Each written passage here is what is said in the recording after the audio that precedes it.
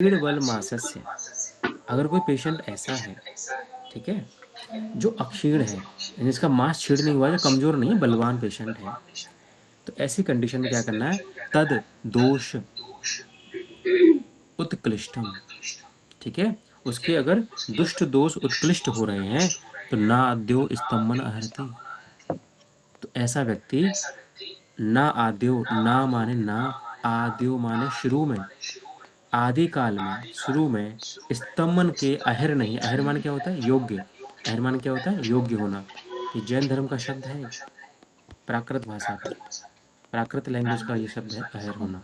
महावीर स्वामी को अहिर बोला जाता, अहरत बोला जाता है ना, तो वो स्तंभन के योग्य नहीं है, एलिजिबल नहीं है। क्यों नहीं है? सिंपल सा कॉन्सेप्ट है। अगर क्वेश्चन बनाना हो मुझे जैसे एग्जामिनर को, तो मैं बना दूंगा ये वाला क्वेश्चन कि ये श्लोकांश किसके लिए यूज किया गया है। बेहद इंपॉर्टेंट है, और कहीं ज्यादा यूज ही नहीं किया गया है, यही यूज किया गया है। हाँ और जो सही। श्लोक केवल एक ही व्याधि के लिए यूज किया को वो एग्जाम के लिए इंपॉर्टेंट हो जाता है। और ये वो क्वेश्चन नहीं है, ये टफ क्वेश्चनों में आएगा।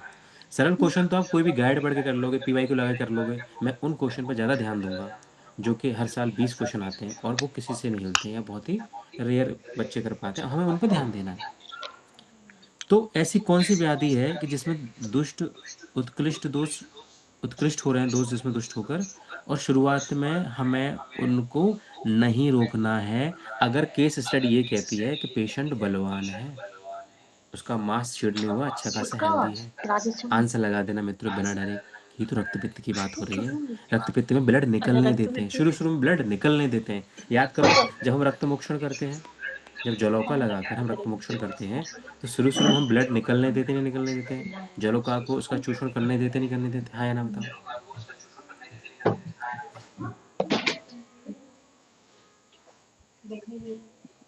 जी सर। जी सर।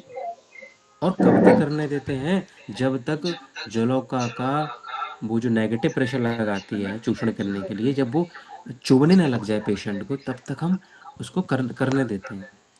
चाहे प्रच्छान विधि से करना हो तब भी हम देखते हैं कि जब गाढ़ा और अत्यंत जो रक्त वर्ण की या कहें थोड़े गहरे रंग का जब तक ब्लड निकलना बंद नहीं हो जाता है ना, स्टेकी ब्लड निकलना बंद नहीं हो जाता, दूषित रक्त निकलना बंद नहीं हो जाता, तब तक हम निकलने देते हैं ब्लड को।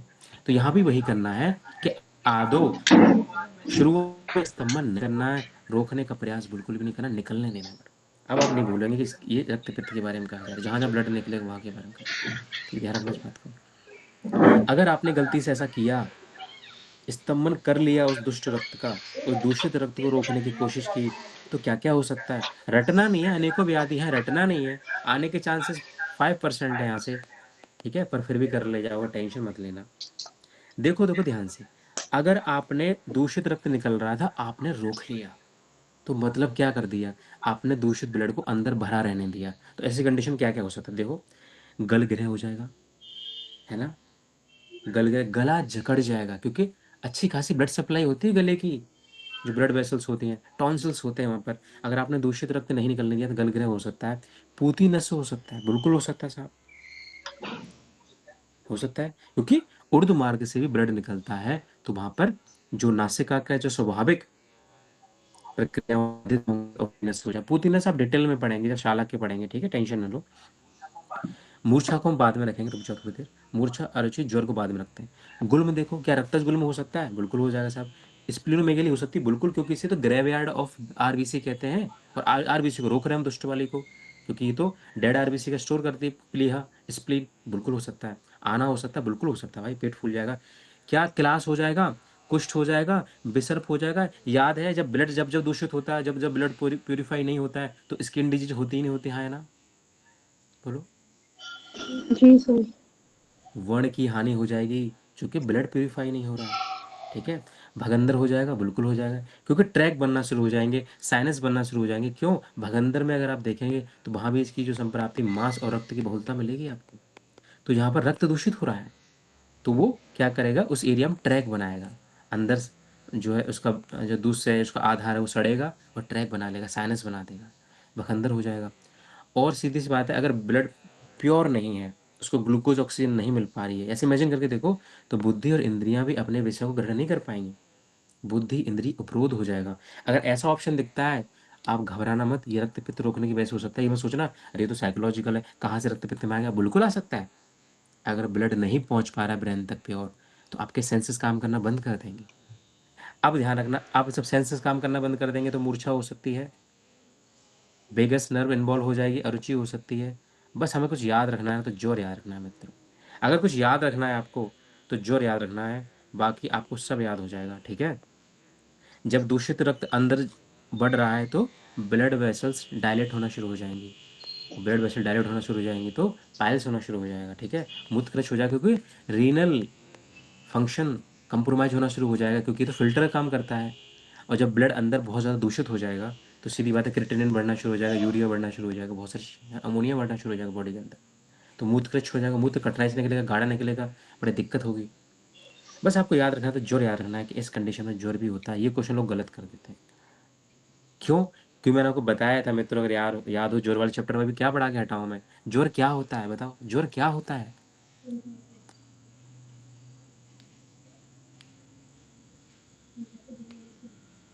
देहेंद्रीय मनस्ताप। देहेंद्रीय मनस्तापा होता है। तो मुझे बताओ बेटा, ताप का मतलब क्या था? ताप का मतलब क्या था? ये संताप किसे कहते हैं हम लोग? किसी भी प्रकार की कीड़े मकोड़े। किसी प्रकार के, प्लस। मैंने बताया था किसी भी प्रकार के कलेश को। मैंने श्रीमद् भागवत पुराण का श्लोक बताया था, तापत्रय विनाशाय श्री कृष्णाय वयम नमः। वहाँ जो तापत्रय विनाशाय कहा गया भगवान कृष्ण को, तापत्रय का मतलब होता है तीन प्रकार के ताप होते हैं मित्रों, तीन प्रकार के कलेश या कष्ट होते हैं, आध्यात्मिक, अधिभौतिक, अधिदैविक, याद करो।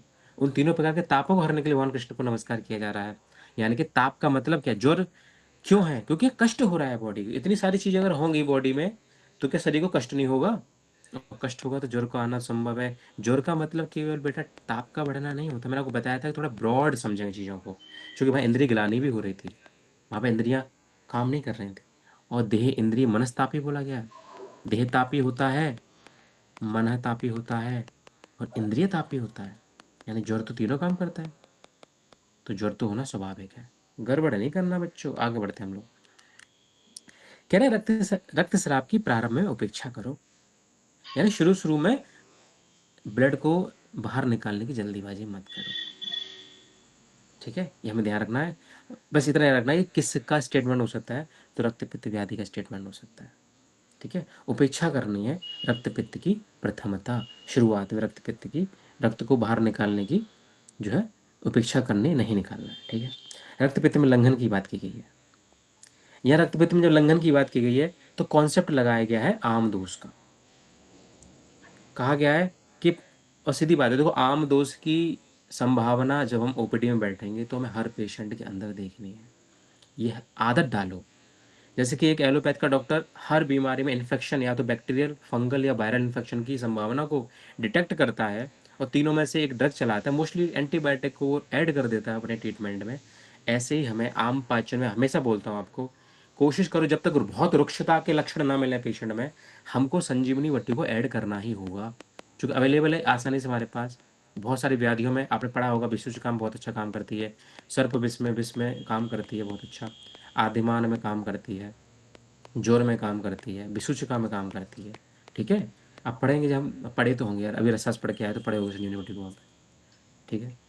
तो हमें उस संभावना को हमेशा लेके चलना, और यहाँ पर आचार वही संभावना लेके चलना है कि भैया हो सकता है आम का पाचन, आम का जो है इन्वॉल्वमेंट हो सकता है।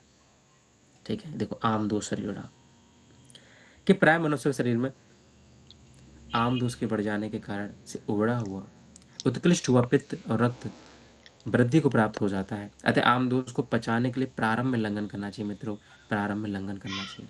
रक्त पित्त में शुरुआत में लंघन कोई सोच नहीं सकता है। ऑलरेडी ब्लड निकल रहा है बॉडी से हर जगह से, चाहे उर्दू मार्ग से निकले या अधू मार्ग से निकले। तो ऐसी कंडीशन में कोई लंघन सोच सकता है? आपके ख्याल में नहीं आएगा। लेकिन आचार्य कह रहे हैं कि अगर सिम्टम जा रहे हैं, कैसे पता कर लो कि भूख कैसी लग रही है, स्टूल कैसा आ रहा है उसको, है ना, कैसा भारी भारी लगता नहीं लगता, अर्ची है कि नहीं, उस चीज़ से पता लग जाएगा कि आम का इन्वॉल्वमेंट है कि नहीं। बहुत लीनेंट है ना, तो लंघन नहीं कराएंगे, अदरवाइज हम उसे शुरुआत में लंघन कराने के लिए कहेंगे। तो मुझे बताओ कि शुरुआत में लंघन और किस व्याधि में बताया था? याद आ रहा है कुछ? तो ज्वर। वेरी गुड बेटा।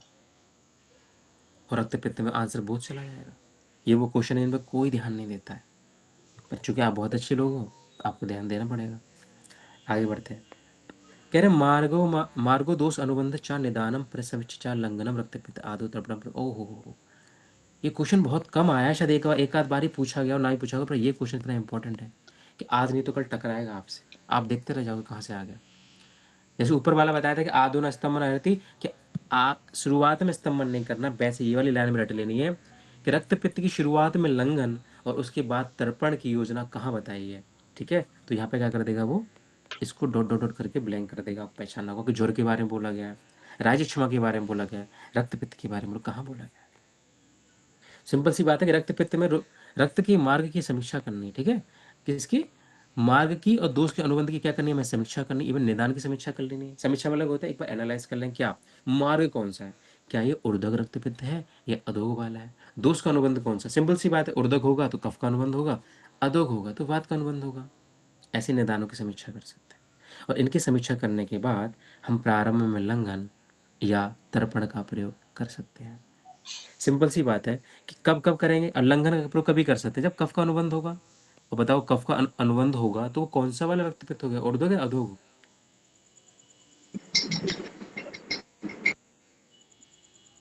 बताओ, ऊर्ध्व। ऊर्ध्व हो गया।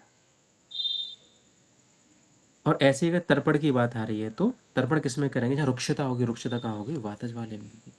सिंपल सी बात है, निकालना बड़ा आसान है, इसको कहाँ पे क्या यूज करना है मैं। ठीक है, और बस टेंशन मत लो, ये तुम संहिता से पढ़ रहे हैं, कॉन्सेप्ट बना रहे हैं। मैंने एक पेज में जो चार्ट बनाया है, सारे कॉन्सेप्ट एक जगह वहाँ सीमित है, एक पेज पढ़ना है, सब कुछ तैयार है, टेंशन मत लेना, हर जगह लिखा हुआ है मैंने, कहाँ यवागु देना है, कहाँ तर्पण देना है, कहाँ लंघन करना है, सब लिखा हुआ है।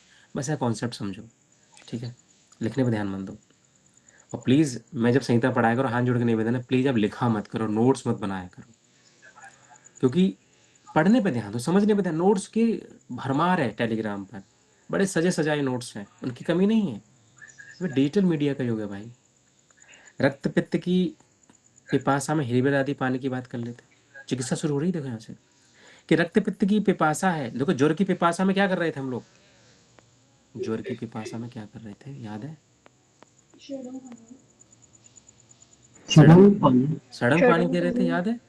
ऐसे ही रक्त पित्त की पिपासा में हिरवेर आदि पानी दे रहे हैं, हिरवेर आदि पानी दे रहे हैं। हिरवेर आप लोग जानते हो सुगंध वाला को कहते हैं, तो हिरवेर आदि पानी थोड़ा सा अजीब है याद करना, लेकिन थोड़ा दिमाग से ध्यान दो। अगर आपको चरक सूत्र 25 याद आ रहा हो तो वहां पे इसके बारे में कुछ कहा गया है, मुझे नहीं पता आप याद कर पा रहे हो कर पा रहे हो। तब भी मैंने बताया था कि बेर है ये, याद रखो, ये बेर है, एक तरीके से बेर आ रहा है, बेर याद करो, हिरी बेर, बेर आ रहा है। और बेर को हम एज अ ढक्कन यूज कर सकते हैं, कहीं से कोई भी चीज लीक हो रही है तो हम उसे एज अ ढक्कन यूज कर सकते हैं, है कि नहीं। जैसे कि हमने यहाँ पर देखा कि हिरीवेर आदि, हिरीवेर आदि पानी चढ़ंग पानी की तरह बनाएंगे, 64 गुना पानी लेके ऐसे करके, तो इसे कहाँ दे रहे हैं भाई साहब, रक्त पित्त में दे रहे हैं, पिपासा में, रक्त पित्त की पिपासा में दे रहे हैं। यहाँ पे कुछ क्या क्या निकल रहा है, यहाँ पे रक्त पित्त निकल रहा है, यानी ब्लड निकल रहा है, तो बीर लगा सकते हैं हम एज अ ढक्कन। ऐसे ही हिरीवेर आदि जो घृत होता है, हिरीवेर आदि घृत, इसका यूज कहाँ कर सकते हैं, इसका यूज कर सकते हैं रक्त अर्श में, जब पाइल्स में ब्लीडिंग होना शुरू हो जाएगी तब भी ढक्कन लगा सकते हैं एज अ कॉर्क। इमेजिन करना बस, तो याद रहेगा आपको हमेशा। और हिरीवेर आदि क्वाथ, हिरीवेर आदि क्वाथ, ये कब यूज करेंगे, ये गड़बड़ी में, अगर किसी प्रेग्नेंट वुमेन में डायरिया हो जाएगा, अतिसार हो जाएगा, तब इसका यूज करेंगे, ठीक है। और ये वाली बात किसने बोली, भावप्रकाश और योग रत्नाकर ने। बताओ मित्रों, समझ में आ रहा है आपको। हमें बेर से याद करना है, बेर याद कर लिया तो हमें याद रहेगा, जहाँ कुछ लीक होगा यहीं इसको फिट कर देना, ऑप्शन तलाशना बड़ा आसान, रटना नहीं है, ऑप्शन देख कर टिक करना है बस इसको, ठीक है। आगे बढ़ते हैं।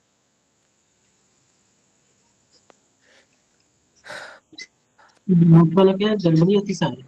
क्या बेटा, गर्भिणी, बेटा गर्भिणी अतिसार, डायरिया इन प्रेग्नेंट वुमेन। रक्त पित्त में तर्पण तथा पेया प्रयोग का आधार। अब यहाँ पे तर्पण और पेया की बात की जा रही है। अब ये कंडीशन साम की नहीं है, ये कंडीशन साम, क्योंकि साम अगर होगा, आम का इन्वॉल्वमेंट है तो लंघन ही कराएंगे, वहां कोई कंफ्यूजन नहीं था। वात वाले में तर्पण था और वहां पे लंघन था, लेकिन यहाँ चीजें बदल रही क्योंकि अब ये आम रहित मामला चल रहा है। तो ऐसी कंडीशन में देखा है कि ऊर्ध्वगे तर्पणम, ऊर्ध्व वाले में तर्पण हो जाएगा और अधो वाले में पेया हो जाएगी। रट लेना इसको। बड़ा प्यारा क्वेश्चन है ये, कंफ्यूज करता है। वैसे चार्ट में लिखा है, नोट्स वाले चार्ट में लिखा हो, टेंशन मत लेना, पर समझ लेना। बड़ी सिंपल सी बात है, कंफ्यूज नहीं होना, कंफ्यूज नहीं होना बिल्कुल भी, बस इतना ध्यान रखना है। ये बताओ बेटा, यहाँ पर रा किस में उड़ रहा है? क्या ऊर्ध्व में रा उड़ रहा है ऊपर? और तर्पण में देखो रा उड़ रहा है। मुझे बताओ, कोई कंफ्यूजन होगा याद करने में क्या? ऑप्शन देख के क्या कंफ्यूज हो जाओगे क्या तुम? उल्टा लगा दो टिक।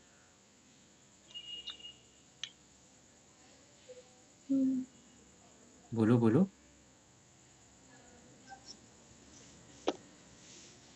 हो जाएगा यहाँ पे। हो जाएगा, चलो। ऐसे बच्चे मिल जाएं तो फिर टीचर को पढ़ाना कितना आसान हो जाए।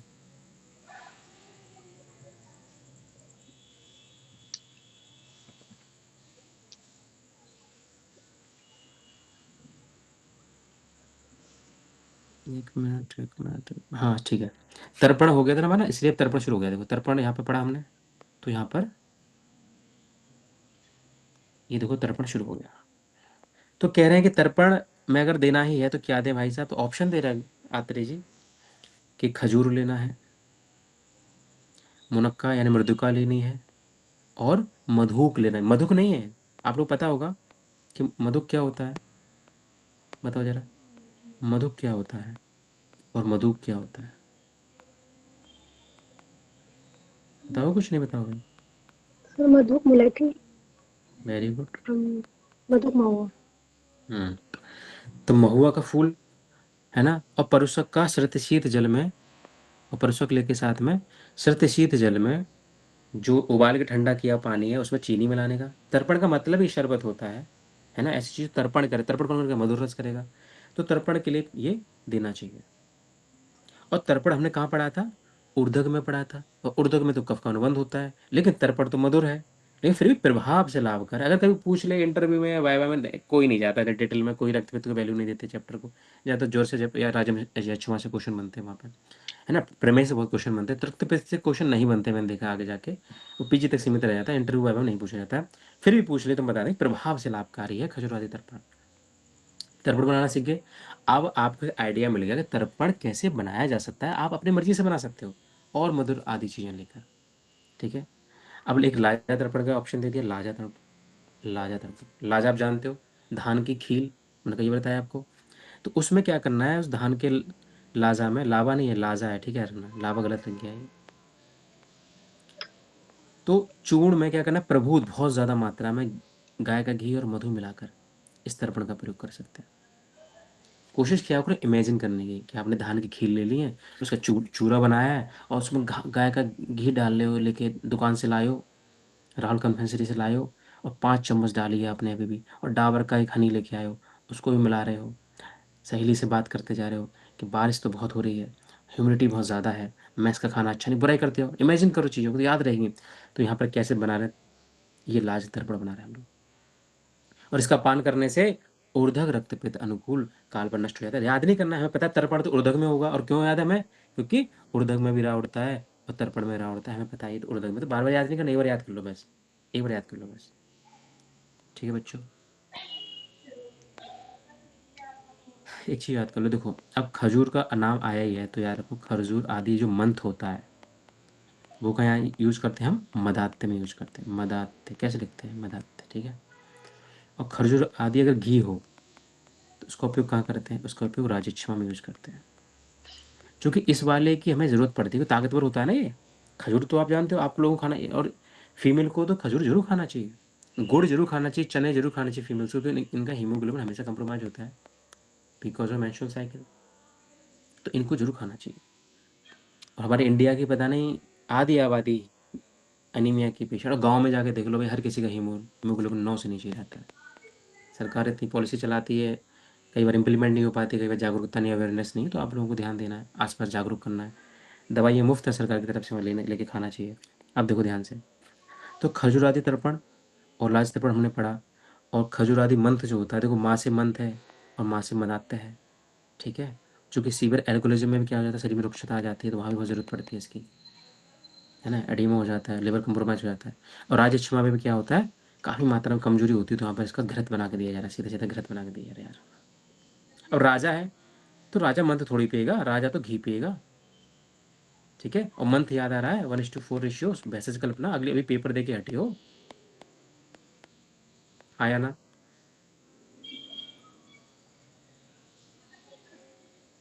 नहीं याद आ रहा। मंथ यवागु इनके रेशियो याद है हम लोग को, पानक, यूश। यूश का रेशियो बताएगा कोई मुझे, क्या है?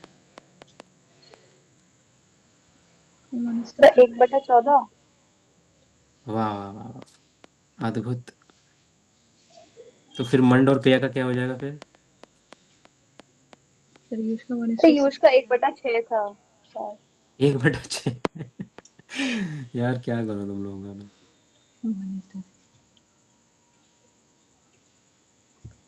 तुम लोग पता है, अच्छा मैंने मैंने आपको बैसेस कलमन नहीं पढ़ाई थी क्या? मैंने पढ़ाई थी, नहीं पढ़ाई थी? नहीं। आपने ट्रिक से याद नहीं किया इसका मतलब, इसलिए भूल जाते हो बार बार।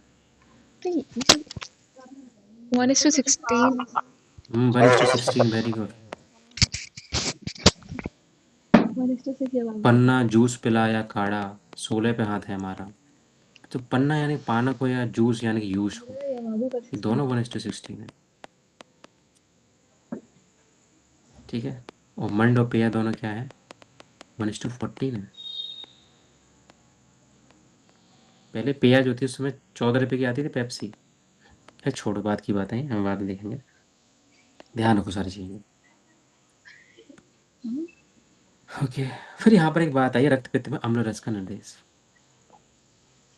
आपने देखा होगा कि इंडिया में एक अलग ही जनरेशन है जो खट्टा खाने की बड़ी शौकीन है। कुछ तो मजबूरी में खाते हैं, खाती हैं, और कुछ लोगों की तो अलग ही शौक है भाई, अलग ही। शाम को 7 बजे साहूकारा पहुंच जाते हैं और कहते हैं भैया जरा खट्टा लगा के दे देना। तो रक्त पित्त में अम्ल रस का निर्देश देखो ध्यान से। कह रहे मंदाग्नि वाले रक्त पित्त के रोगियों को, किस रोगियों को? मंदाग्नि वाले। पहला टर्म पकड़ लो बस, जिन्हें अम्ल रस 7 में है, दूसरी कंडीशन, उन्हें ऊपर बताए हुए तर्पण को खट्टा करके देना चाहिए। उसके लिए क्या यूज कर सकते हैं, तो यार रखना दाड़म और आंवला बस। और हर जगह अप्लाई, पूरे आयुर्वेद में अप्लाई कर देना इसको, यहाँ तो छोड़ो। जब जब खट्टे के लिए सिद्ध करना होगा, आप दाड़िम पहली चॉइस, आंवला दूसरी चॉइस, सिद्ध कर देना, कभी क्वेश्चन गलत नहीं हो। ठीक है, तो ऐसे क्वेश्चन बनने वाले चांस बहुत कम, पर आप देख लेते हैं करके। कह रहे रक्त पित्त के आहार क्या हो सकते हैं, क्या खाना खाए। देखो अभी ये ट्रीटमेंट शुरू नहीं हुआ है, अभी सिर्फ वो डाइट बता रहे हैं रक्त पित्त की। कह रहे साली चावल, सिस्टिक चावल, मतलब भाई साहब बिल्कुल सही। कह रहे हैं नीवार चावल, हाँ हाँ, कोरदूस चावल, बहुत बढ़िया। प्रशांत, ये सब चावल की वैरायटी है आजकल, जैसे बासमती है, पूसा 777, जो भी आते हैं। ठीक है, प्रियंगू, छोटी साई चावल। ध्यान ना, प्रियंगू को चिरौंजी कह के भी द्रवगुड़ में बताया गया है, तो चिरौंजी ही याद रखना। अरे प्रियंगू से एक चीज याद आ गई यार, प्रियंगू याद है आप लोगों को चरक सूत्र 25 में? चरक सूत्र 25 में प्रियंगू के बारे में याद है कुछ?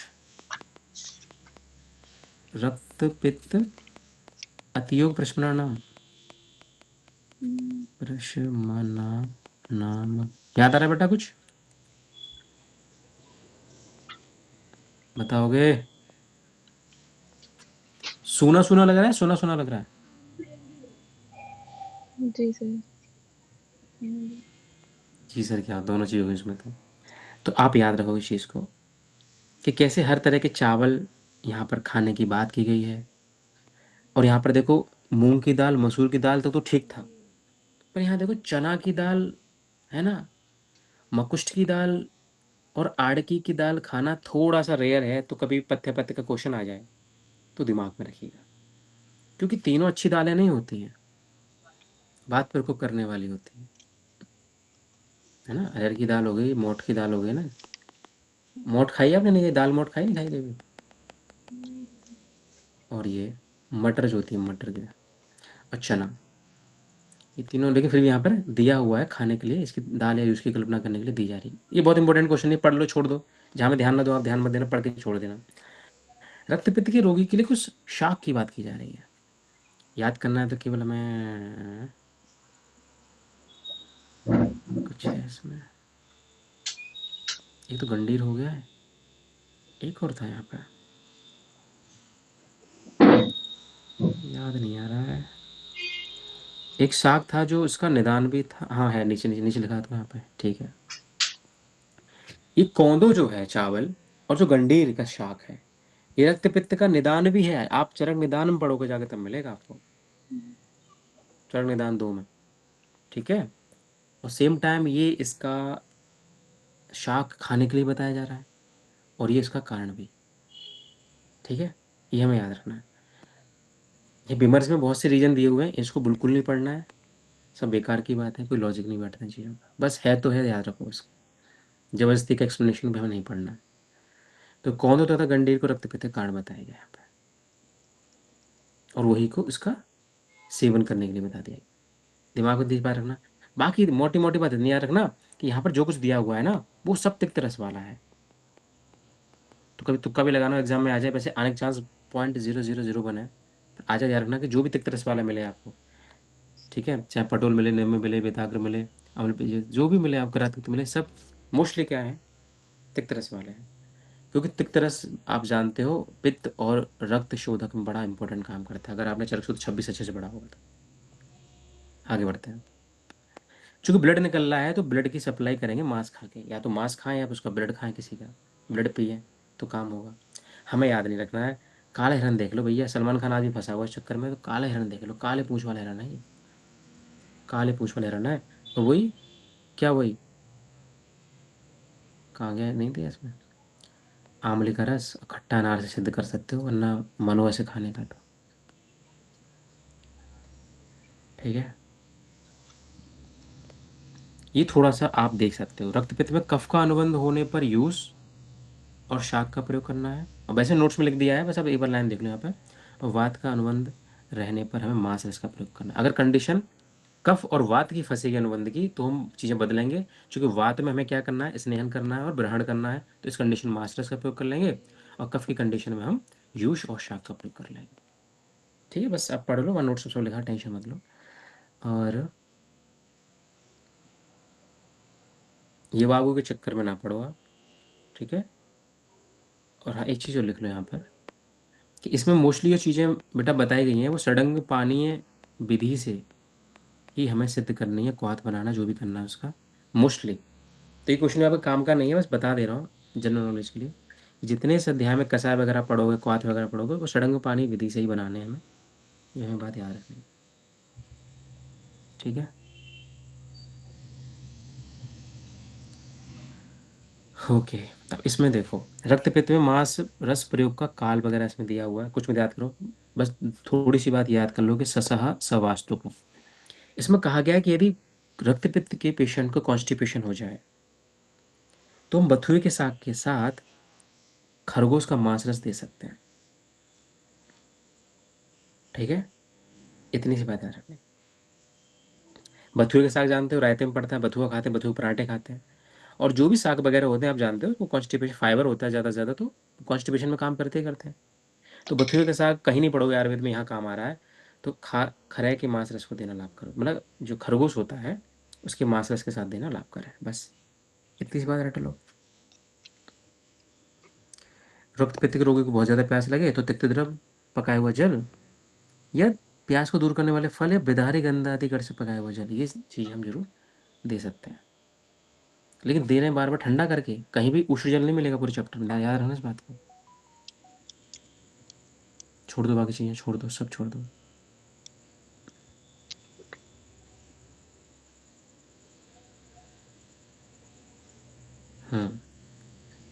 निदान प्रयोजन तो करना ही है।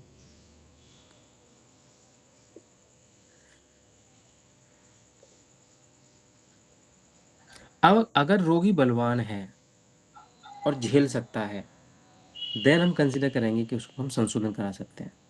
कंडीशन क्या है, अक्षीण बल मासस्य, और अगर संतर्पण व्याधि से रक्तपित हुआ है, तो बहुदोष वाला है, बलवान है, देन सोचेंगे कि सही समय पर उसका संशोधन करा दे, काले संशोधन आहारस्य, सही समय पर। और कैसे कैसे, ऊर्ध्व रक्तपित में विरेचन, अधो में भमन, यह ऊपर से रटते हुआ आ रहा है, कन्फ्यूजन नहीं, कन्फ्यूजन। ब्रेचन किससे करेंगे साहब? त्रिवृत, अभया, आरगवत।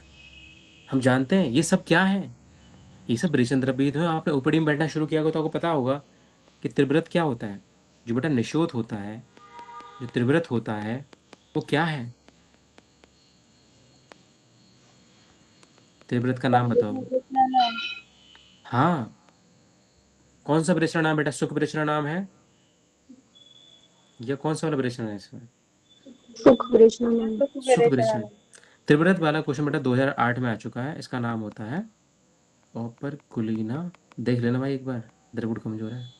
टर्पेथम। स्पेलिंग क्या है इसकी? स्पेलिंग सही कर लेना, ठीक है? मुझे नहीं पता क्या है। 2018 में क्वेश्चन आ चुका है इसका बॉटनी करने में। और मैंने को बताया था जब जब संहिता में कोई भी इंपॉर्टेंट प्लांट दिखे तुरंत उसका फैमिली और बोटेनिकल में रिवाइज कर लो। इधर बुड ऐसे ही याद होती है, अलग से टाइम वेस्ट नहीं करना उसे याद करने में, क्योंकि वहाँ से क्वेश्चन कम आते हैं, तो संहिता पर ज़्यादा ध्यान देना है हमें।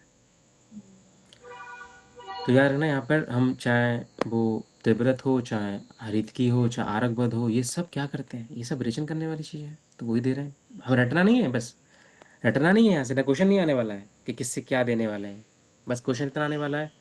अगर क्वेश्चन केस स्टडी का बन जाए, स्टेटमेंट का बन जाए, एसएस रीजन का बन जाए, तो क्वेश्चन देख लेना कि कैसी कंडीशन, कि अगर बलवान है पेशेंट और छीड़ मास नहीं हुआ है, देन हम सोचेंगे कि इसको सही समय पर काले क्या कर दिया जाए, संशोधन कर दिया जाए, भवन ऑपरेशन करा दिया जाए,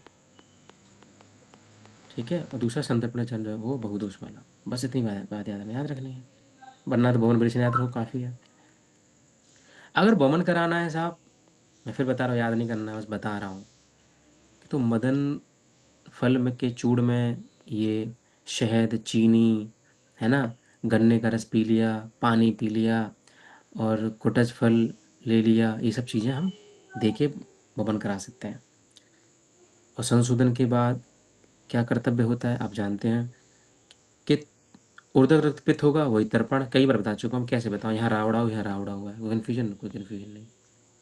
अधोगामी होगा तो यवागु, अधोगामी यवागु। आप लोग जानते हो, थोड़ा दिमाग लगाओगे तो अधोगामी से आपको याद हो जाएगा आराम से। और तो नहीं आता ठीक है। बलवान नहीं है, वायु का प्रकोप हो जाएगा, तुम्हें बता दिया, तुमको ग्रहण करने के लिए मासिस देना ही पड़ेगा, उसकी मजबूरी हमारी, हम क्या कर सकते हैं? ठीक है, बताओ बेटा, यहाँ तक सब कुछ क्लियर है? ये सब ऊपर से जा रहा है।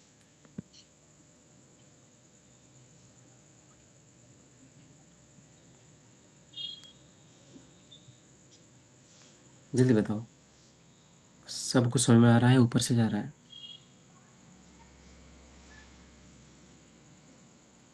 समझ में आ रहा है तो ठीक है, शुरू करते हैं। अब हमारी डाइट हो गई, हमने पंचकर्मा देख लिया, अब हम शुरू करते हैं मेडिसिन। अब यहाँ शुरू हो रही है संसुमनी क्रिया। सर हाँ बेटा।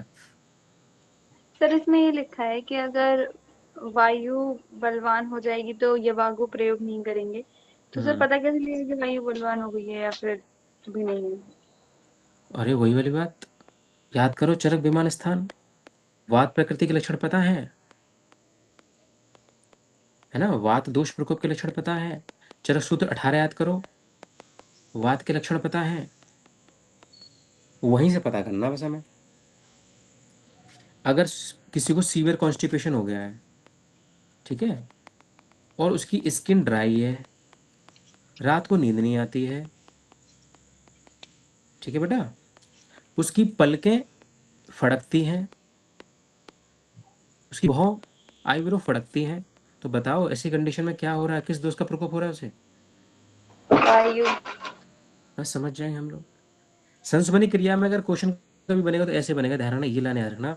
हम बार बार पढ़ते आ रहे हैं अक्षीण मांस बलवान। अब कंडीशन बदल रही है कि पेशेंट का अगर मांस कमजोर हो गया है, बल कमजोर हो गया है, अब हम बमन मेडिसिन नहीं करा सकते, संशोधन कराना थोड़ा मुश्किल हो जाएगा। ऊपर से वो शो को बाहर उठाने और रास्ता चलने से पहले से कमजोर हो गया है, तो ऐसी कंडीशन में क्या करेंगे? हम संशमनी क्रिया करेंगे। क्या करेंगे? संशमनी क्रिया करेंगे। और पहली चीज क्या दी जा रही है? अट्रूषक आदि क्वात। अट्रूषक जानते हो बेटा आप? आट्रूषक जानते हो किसका पर्याय है? कौन बताएगा मुझे? वासा। और वासा का नाम पता है? आधा पेड़ा वसिता। आधा तोड़ा वासिता। बहुत बढ़िया। फैमिली पता है? Acanthaceae family. Second Acanthaceae. मुझे कौन सा पता, कुछ भी बोलो, रुक जाओ। श्लोक याद करने दो मेरे को, जाओ यार। रक्त पित्तम क्षय काशी, हाँ ये सही है। रक्त पित्तम क्षय काशी किमर्थम अवसीदति।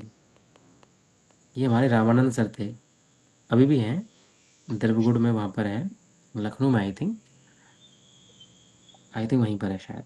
तो उन्होंने याद कराया था हमारे यूजी में, आज तक याद है। बड़े ही दिव्य व्यक्ति हैं, प्रतिभावान शिक्षक हैं, और शायद ही कोई ऐसा स्टूडेंट हो जो उनकी बुराई करता हो। बहुत ही बढ़िया टीचर है। आप जानती हो ना, जो डॉक्टर पांडे, आप जानती हो? जी सर। कैसे लगे आपको? सर केवल एक दिन वो आए थे क्लास में। ऐसे मत कुछ, छोड़ो, रिकॉर्डिंग हो रही है।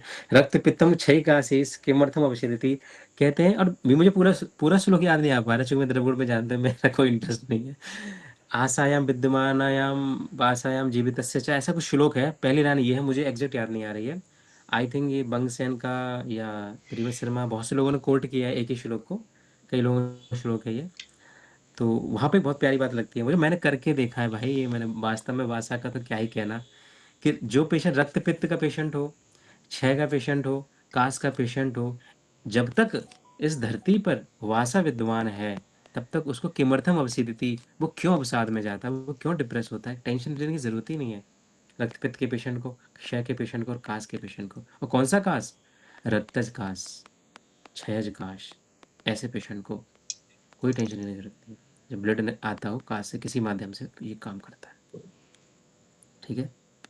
तो याद रहेगा, मैं अट्रुशा का अधिक बात, हाँ साहब याद रहेगा, याद तो रहेगा, आप कह रहे हो तो याद रहेगा। ठीक है। पद्म का अधिक बात, पद्म क्या है, शीतल द्रव्य है। पद्म का आप जानते हो कमल इत्यादि को कहते हैं। ठीक है। तो पद्म का अधिक बात बिल्कुल ठंडा है, काम करेगा। रक्त पित्तनाशक और भी योग हो सकते हैं, हमारे किसी काम के नहीं है। उशीर देख लेते हैं हम लोग, उशीर आदि चूर्ण। ठीक है। उसीर क्या, खस भी क्या करता है, शीतवीर वाला होता है, आप लोग जानते हैं, खस से सेंट वगैरह बनता है। ठीक है। तो उशीर आदि चूर्ण भी क्या है, ठंडा हो गया, तो भी याद रहेगा हमें।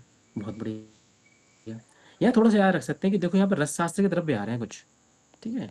यहाँ रस शास्त्र के द्रव्य देखने को मिल रहा है, जो कि संहिता में मिल रहा है, एक बड़ी उपलब्धि है, जो कि 6वीं शताब्दी में हम ऐसा मानते हैं कि यहाँ से नागार्जुन का काल शुरू होता है, और यहाँ से एक क्रांति आती है रस औषधियों की, रस शास्त्र की। ठीक है। बहुत बड़े, ये फादर ऑफ द केमिस्ट्री बोले जाते हैं, father of the Indian chemistry. लेकिन ये 200 BC में लिखी बुक में भी सब कुछ मिलना ताज्जुब की बात है। तो सोच सकते हैं कि आचार्यों को भी ज्ञान था इन चीज़ों का, बट वो था कि उन्होंने बहुत ज़्यादा इसको तवज्जो ना दी। लेकिन एक क्वेश्चन याद रखना है इसको, कि इसको कैसे लेंगे बेटा, समान मात्रा मिलाकर चावल का पानी और चीनी का घोल बनाकर शरबत बनाएंगे। और शरबत में पानी कैसे यूज करें, चावल का पानी यूज करना, इतनी बात हमें याद रखनी है। और चावल का पानी जब हम पढ़ेंगे प्रदर मेट्रोरेजिया मैनोरेजिया, जब पढ़ेंगे गायनी में, वहाँ भी काम आएगा, वहाँ भी देखेंगे। फिलहाल हम यहाँ देखते हैं पुष्सैनिक चूड़, जब पुष्सैनिक चूड़ वगैरह पढ़ेंगे वहाँ देखेंगे हैं। अभी फिलहाल यहाँ देखो, तो इसको कहाँ दिया जा रहा है, पानी, और वो चावल का पानी और चीनी मिला के शरबत बना के दिया जा रहा है। और बाकी क्या तिक्ता आदि चूर्ण में बता दिया आपको। जो तिक्त वाली औषधियाँ वो तो आँख बंद करके लिख लेना।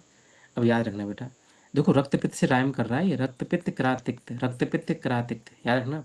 और ध्यान करो, क्रातिक्त आदि क्वाथ याद आ रहा है किसी को, क्रातिक्त आदि क्वाथ, बताओ कहाँ कहाँ था बेटा ये, याद आ रहा है कुछ? क्या ये पुनरावर्तक ज्वर में था? तृतीय जोड़ा पुनर्वास। पुनरावर्तक था, ये तृतीय ज्वर में भी था, और कहाँ था इस जगह, ये विषम ज्वर में भी था। खैर विषम ज्वर तो तृतीय ज्वर एक ही हो गया, सॉरी। ठीक है। तो हम तीनों चीज याद रखेंगे। और क्रातिक आदि चूर्ण कहाँ है, तो रक्त पित्त में है। ठीक है। ये हमें याद रखना है।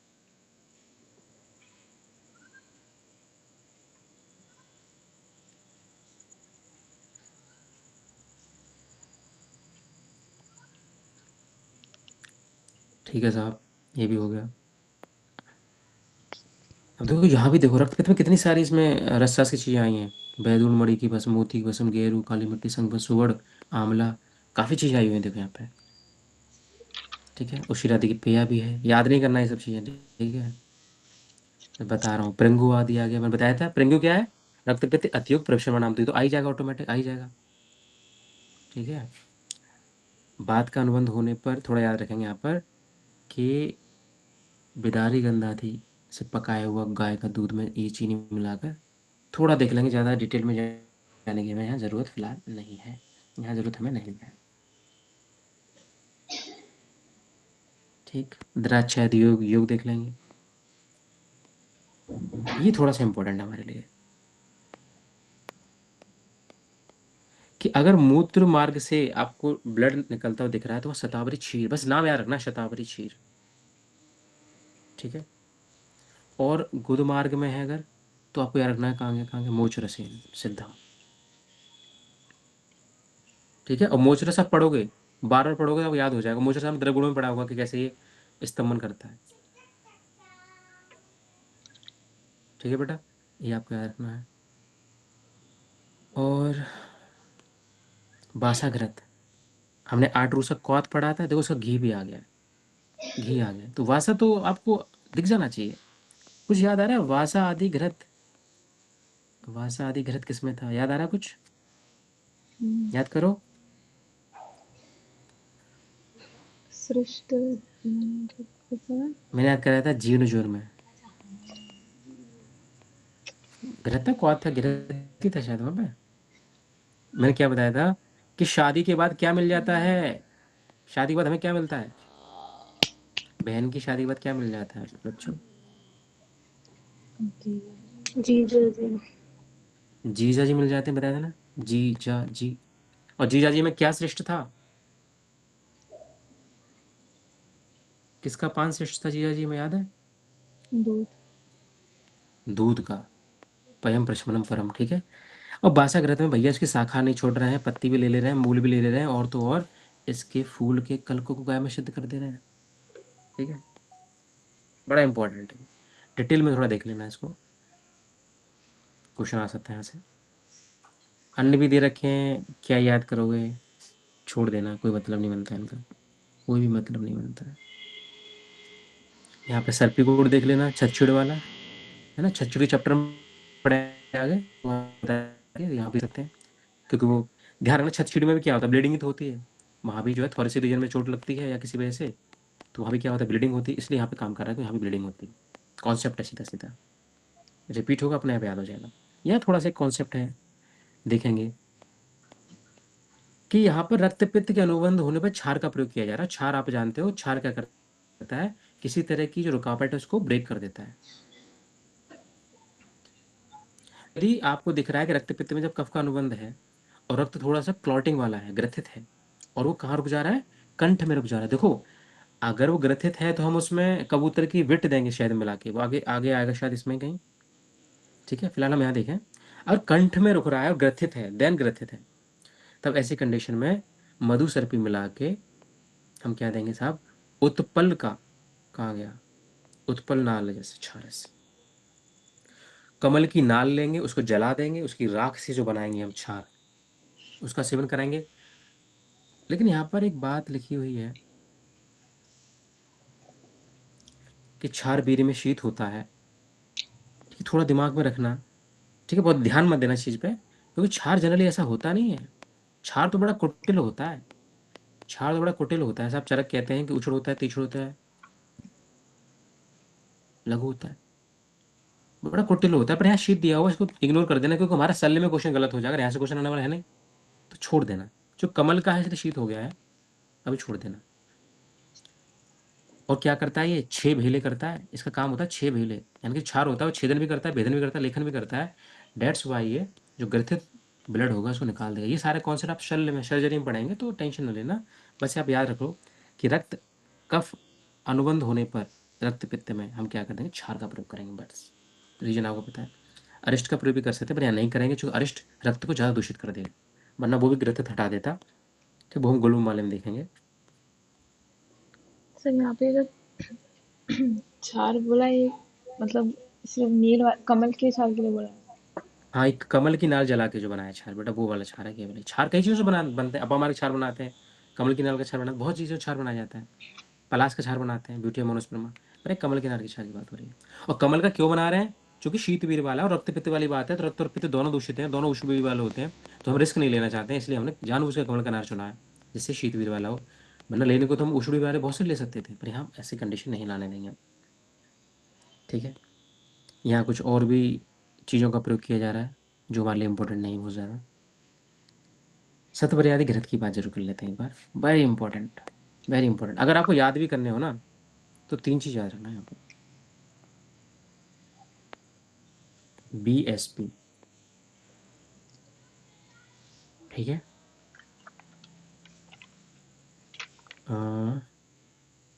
बी से शायद वासादि घृत हो जाएगा, वासा घृत। एस से शतवर्यादि घृत, शतवर्यादि घृत।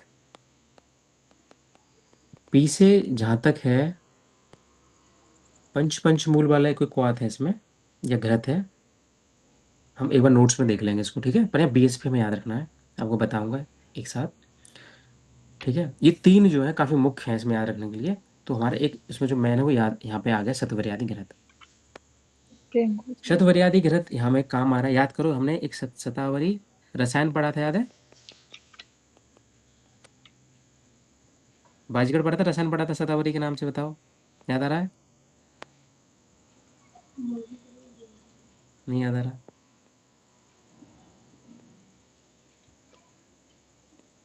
और जो बृहत शतवर्यादि घृत होता है वो हमने कहाँ पढ़ा? पित्त योनि व्यापार में पढ़ेंगे, आगे चर्च चिकित्सा 30 में पढ़ेंगे, पित्त योनि व्यापार, ठीक है। और शतावरी घृत कहाँ पर है साहब? ये रक्त पित्त में हम दे रहे हैं इसको। बस नाम याद करना है इनके, या दिमाग में नहीं जाना। और ये भाई ये भी बहुत इंपॉर्टेंट है, ये तो इंटरव्यू में कई बार पूछा गया है, एमओ के इंटरव्यू कई बार क्वेश्चन कई लोगों से पूछा गया है कि अगर आप गांव में आपकी पोस्टिंग है, आपके पास दवाई खत्म हो गई और कोई ब्लीडिंग वाला पेशेंट आ रहा है, नाक से ब्लीडिंग हो रही है, कहीं से ब्लीडिंग, क्या दे देंगे उसे? क्या रखना? आउटपीड नस्य की हम बात की जा रही है, ठीक है। पहले तो हम रोकने का प्रयास नहीं करेंगे, जो दुष्ट ब्लड है निकल जाने देंगे। और देन जितने भी श्लोक बताए थे भाषा इत्यादि के, उससे हम अवपीड़ नस्य देंगे, निचोड़ के नस्य डाल देंगे। और अदरवाइज सबसे बढ़िया तो कहाँ है, कहाँ दे रखा? दूरवसुरस। ये इंपॉर्टेंट है, हमें यही आंसर देना था इंटरव्यू में, ठीक है। दूरवसुरस का यूज करना है। तो नासक रक्तपित्त में याद रहेगा कि अवपीड़ नस्य का प्रयोग किया जाना है उन्हीं कषायों से जो हम अब तक इसकी मेडिसिन के तौर पे यूज करते आ रहे हैं। और अपीड़ नस्य आप ले जानते हो, पंचकर्मा में पढ़ोगे, पंचकर्मा वाले टीचर आपको पढ़ाएंगे, और सिद्धि सांझा में पढ़ाऊंगा तो मैं पढ़ाऊंगा आपको, ठीक है। अगर हमने रोक दिया तो ये व्याधियाँ हो जाएंगी। इंपॉर्टेंट नहीं है इसलिए मार्क नहीं करा रहा हूँ आपको, इंपॉर्टेंट नहीं है यहाँ पे। आप एएनटी पढ़ो डिटेल में, वहाँ पढ़ना है इसको। अन्य नस्य योग में क्या ही पढ़ोगे आप, छोड़ दो उसको। पर यहाँ ही थोड़ा सा आम की गुठली, बकरी का दूध, ये थोड़ा दिमाग में रख सकते हो, ठीक है। बाकी कुछ ज़रूरत नहीं बहुत ज़्यादा। प्रदेह परिशेचन का यूज कर सकते हैं, बिल्कुल इंपॉर्टेंट नहीं है, ठीक है। आप सर्जरी में पढ़ोगे, प्रदेह, आलेप, प्रदेह, सब डिटेल में आने वाली सारी चीज़ें हैं।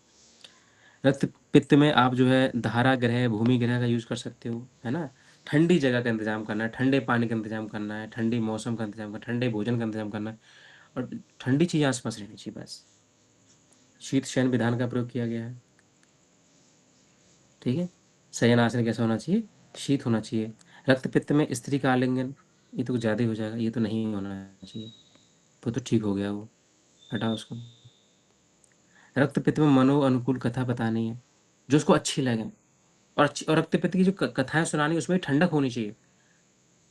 कहो कि जब मसूरी की मैं तीसरी मोड़ पर एक पुराने पत्थर पर बैठा, तो उधर से एक ठंडी हवा का झोंका आया, और कल ही शैम्पू किए हुए खुशबू के साथ मैंने चाउमीन और मैगी का सेवन किया। तो ऐसी कथाएं सुना सकते हो, रोमांटिक कथाएं सुना सकते हो उसे। लेकिन मुझे नहीं लगता कि उससे ठीक होगा, क्योंकि ऐसी कथाएं सुन के तो और जल जाएगा वो, है जलन के मारे। तो और जलन होगी तो क्या होगा? रक्त पित्त का प्रकोप होगा। हैं, ठीक हो जाएगा? मुझे नहीं लगता ठीक हो जाएगा। हाँ, जिसके अंदर ईर्ष्या नहीं होगी, जलन नहीं होगी, तो वो ठीक हो सकता है। मज़ाक कर रहा हूँ, ठीक है? ऐसी कथाएँ सुना सकते हैं उसको, तो हो सकता है वो ठीक हो जाए। ठीक है भाई।